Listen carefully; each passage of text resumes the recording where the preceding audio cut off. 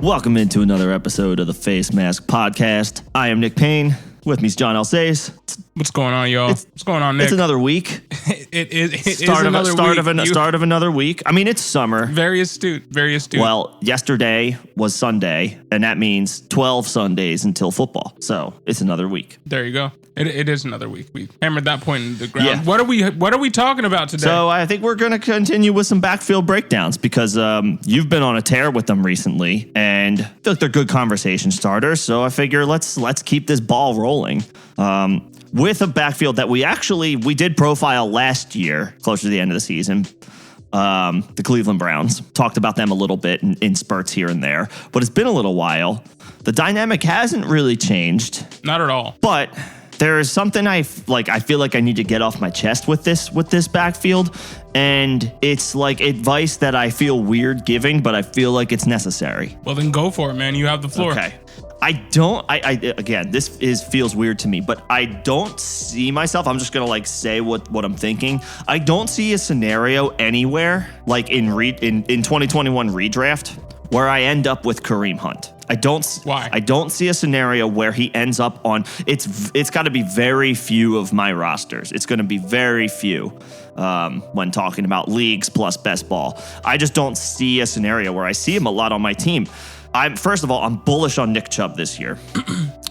Chubb is got about a low end first round ADP. Sometimes you can have him at the top of the second round, but I think the only reason he's not going higher is because he got hurt last year. So there's a little bit of recency bias because the production wasn't on paper. It didn't physically happen. So he's pushed down a little bit. But Chubb was the RB5 in points per game last year. And fantasy points per game can be a little dicey. I know it's not a perfect stat. It's not a foolproof stat, but Nick Chubb was points per game, the RB5. He finished as an RB1 last year. He finished top 12, playing the fewest number of games of any other running back to finish in the top 12. So if we assume better health for Nick Chubb this year, I mean, as far as I'm concerned, I'm charting him in, he's at least top 7. I think he's firmly in the top 12, and I think he's higher than that. I think he's top 7, top 5 upside. And on any given week, he's a week winner.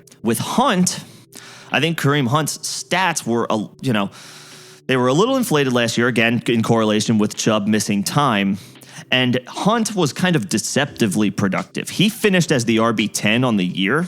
I do want to add in too, but he was outside the top 20 in points per game. Go. I do want to add in too that when you say yes, they lost Hunt a lot, or they lost Chubb, they lost Odell. Yeah. So a lot of the receiving production that would have gone to Odell, it ended up being siphoned to Kareem Hunt late in the season out of necessity, and those are targets he's not going to get as well. People are talking about, okay, and you're affirming Nick Chubb's good. We expect him to be healthy for a full season. So we don't expect to see 19 carry, 20 carry Kareem Hunt games this season. No, he might get Pretty like much, 11 or 12 attempts a game, and that's on the liberal end of the projection. Right, and towards the end of last season, Kareem Hunt had 6 carries, 7 carries, and 4 carries in consecutive games. Not heavily involved. Right.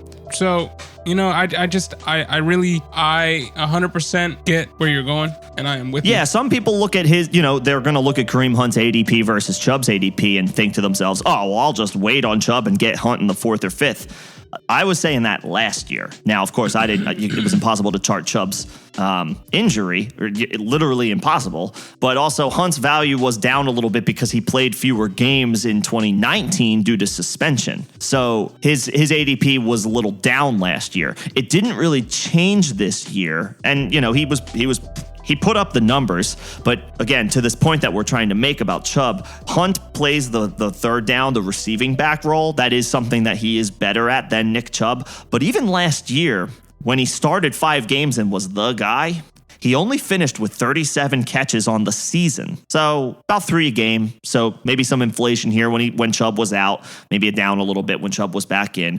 But Hunt he actually saw the same amount of catches. He had 1 more catch in 2020 than he did in 2019 when he played 8 fewer games. So the number of targets and catches that he saw on a per game basis last year went way down. Where he was beefed up and this was to your point a little bit about Odell, he caught 5 touchdowns.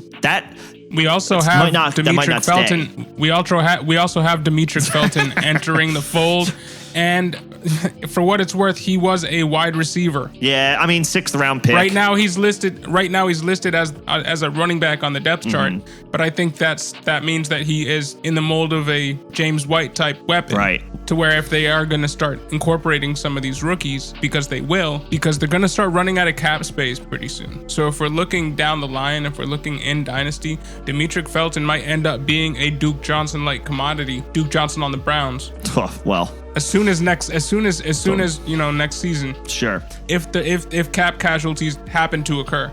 Well, Hunt's, I guess, he could be a cut candidate in 2022. So he could, but he'll definitely be with the team in 2021. But yeah, I mean, in 2022, there's no dead cap on him. Right. So there you go. It's totally possible that he's a cap casualty or just a roster casualty in 2022 as they move forward with Nick Chubb and other ancillary pieces that they feel okay with.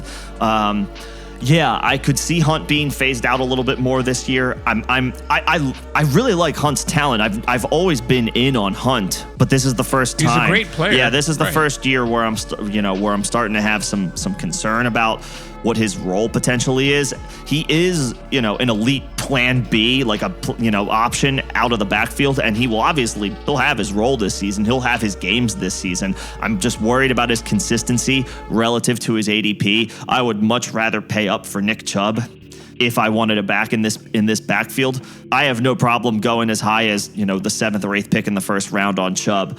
I don't see myself in any scenario outside of a couple that have to work out almost perfectly in this scenario for me to end up with Hunt. I don't see it. I would officially say I'm fading Hunt for this season. I much prefer Chubb in this Browns backfield. It's not as close as the talent discrepancy, which isn't significant, but I don't think it's as close as that would suggest. I think this is good. Chubb's backfield now and moving forward. Yeah, I expect them to re-up with. I expect him to the team to try to re-him. I expect the team to try to They're going to redo something very soon with Chubb. Right. Something. I don't know. But it'll be a re. John will be there to provide the re for you. Yeah, I think that about covers it. Do we toss it? Do we toss it to the comments? I guess we do. Comment section. Let us know what you think. Do you think Nick's takes are crazy? I mean, I've had my crazy takes. There's a lot of them. How much time you got? Or do you think they're on point? Let us know in the comment section below. Thank you for listening. Have a great day. Thanks for listening.